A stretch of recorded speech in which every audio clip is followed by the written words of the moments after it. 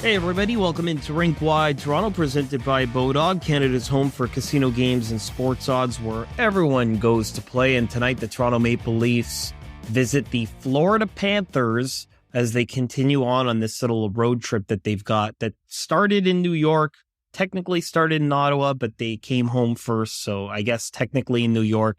Then they've got the Panthers tonight before taking on the Carolina Hurricanes and Nashville Predators, and the Toronto Maple Leafs are expected to call up Joe Woll today to back up Matt Murray, who is expected to get the nod in goal after Ilya Samsonov should be going home.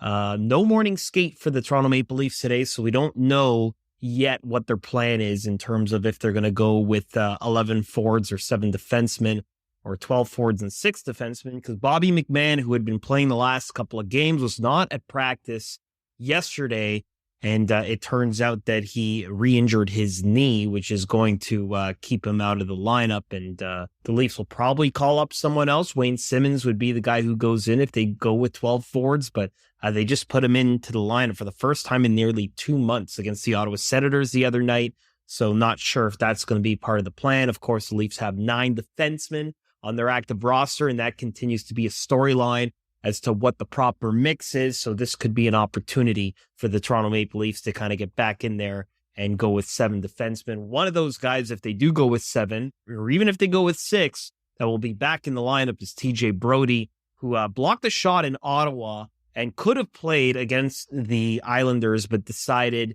you know what, rotation and everything, anyone who's got any sort of bumps or bruises doesn't need to play. So he sat out the game.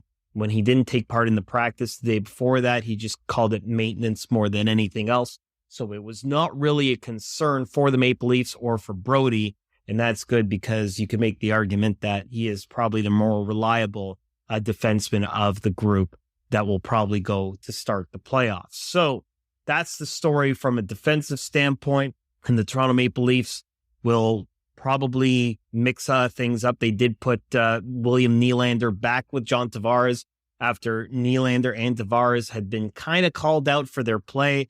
Even though Nylander didn't come up with any points in the game against the Islanders, his expected goals was in the 80s, which was a far bigger improvement over the mid-20s he had been registering in the previous 3 games. And he kind of talked about how that game was a step in the right direction for him, but he was, quote, pissed off about his level of game before that. And so the Leafs want to see him go to the interior. They want to see him attack the net more. They felt the Islanders played a passive game in terms of keeping everybody kind of away from the net.